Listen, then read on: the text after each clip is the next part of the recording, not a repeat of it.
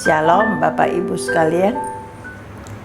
Di dalam hidup ini banyak hal yang Tuhan izinkan terjadi. Sebab tidak ada satu perkara yang terjadi di dalam hidup kita tanpa Tuhan izinkan. Respon daripada kita itu yang menentukan. Bagaimana respon kita yang menentukan bagaimana kita boleh menghadapi segala perkara yang Tuhan izinkan terjadi di dalam hidup kita. Saya mau cerita. Pada hari Jumat yang lalu, berarti Jumat itu tanggal 6 Agustus. Ada orang yang mula-mula dia telepon dengan cucu saya, Widya.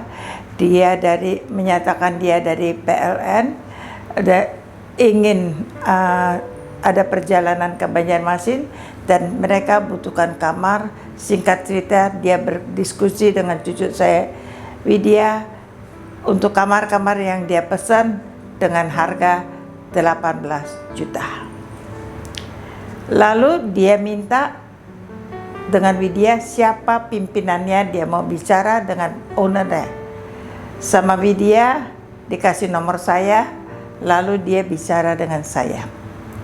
Waktu itu dia katakan dengan saya bahwa dia ada surat tugas, dia kirimkan surat tugasnya, dia adalah manajer daripada PLN Banjarbaru dan mereka akan mengadakan kirim orang-orangnya ke Banjarmasin untuk inspeksi, untuk tugas. Saya juga kurang tahu apa. Karena dia kirimkan itu, lah dia juga bicara bahwa dia sudah deal dengan Widya, kamar yang dia disewa 18 juta. Dan dia katakan dengan saya, setelah dia kirim surat tugas, dia minta kami kirimkan secara resmi penawaran kami karena itu prosedur daripada perusahaan. Lalu kami kirimkan penawaran dan sebagainya. Setelah itu semua, dia katakan bahwa perusahaannya akan mengirimkan uang DP 50%, berarti 9 juta. Sebagai tanda bahwa mereka sungguh-sungguh dan kami boleh bookingkan kamar itu karena 10 Agustus timnya sudah datang ke Banjarmasin. Saya, setelah semuanya dilakukan oleh cucu saya, lalu dia minta rekening saya, dia untuk boleh transfer. Saya kasihlah, saya bilang mau rekening apa, BCA atau BNI, dia bilang dia mau BNI. Setelah dia berkatakan dia minta rekening saya BNI, itu terjadi sore, maka malam harinya dia katakan dia mulai telepon saya, dia bilang, Ibu coba buka WA, kami sudah transfer. Tetapi ada kesalahan. Saya lihat dia kirimkan bukti transfer, saya lihat bukti transfernya itu 18 juta. Dia katakan, maaf Bu, perjanjian kita sesuai dengan surat penawaran Ibu bahwa DP itu hanya 9 juta.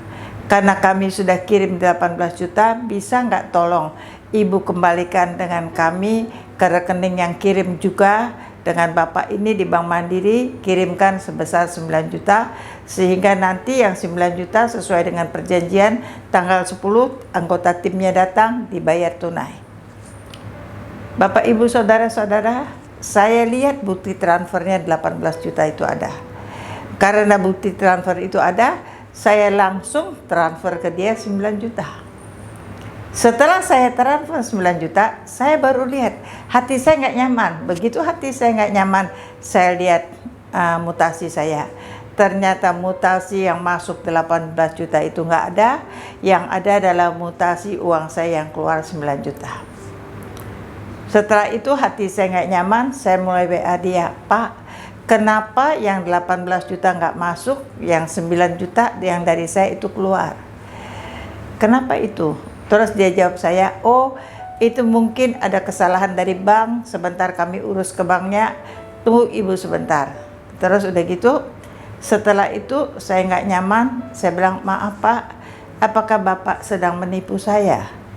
Dia bilang, oh enggak Bu, saya tidak menipu Ibu, ini dalam proses akan dikembalikan kepada Ibu yang 9 juta. Bapak Ibu Saudara-saudara, saya WA dia, Pak, Kalau Bapak nipu saya 9 juta itu enggak apa-apa. Karena 9 juta itu tidak akan menjadikan kekayaan, tidak membuat Bapak kaya, dan 9 juta itu tidak membuat saya miskin. Itu enggak apa-apa, Pak. Tapi yang penting saya bilang, Bapak harus jujur. Ketika Bapak jujur dan hidup benar, Pak, itu kunci. Saya hanya berdoa, biarlah Bapak punya hati yang boleh mengasihi Tuhan. Aneh sekali Bapak Ibu Saudara, saya nggak marah, saya nggak kecewa, dan saya nggak sedih. Saya tenang, saya damai sejahtera. Karena saya pikir ini kesalahan adanya dari saya. Tuhan sedang memberikan saya pelajaran. Lain kali siapapun yang kirim bukti transfer, saya harus cek mutasi dulu apakah transfernya masuk, baru saya transfer balik. Ini kelalaian daripada saya, keteledoran daripada saya. Maka saya damai sejahtera, saya WA dia, Pak, saya ini hamba Tuhan loh Pak. Bapak kalau bohongi saya, itu Bapak bertanggung jawab dengan Tuhan. Kalau Bapak sudah lakukan kesalahan, maka Bapak sadarin kesalahan, Bapak bertobat, minta ampun dengan Tuhan, biarlah pengampunan Tuhan turun atas Bapak. Dan satu hal lagi yang Bapak tahu, saya mengampuni Bapak. Saya mengikhlaskan dengan tulus uang yang sudah saya kirim ke Bapak. Saya cuma menganggap bahwa saya sedang bersedekah. Saya sedang memberkati Bapak karena Bapak membutuhkan uang. Tapi yang penting saya berdoa Bapak boleh hidup takut akan Tuhan. Sebab manusia harus hidup takut akan Tuhan. Kalau dia hidup takut akan Tuhan, maka di dalam hidupnya ada Tuhan yang kontrol. Dan Bapak percaya Tuhan akan campur tangan dan turut bekerja dan akan memberkati Bapak, akan berikan Bapak solusi ketika Bapak punya persoalan di dalam hidup. Itu aja minta saya. Saya ikhlas, saya tulus.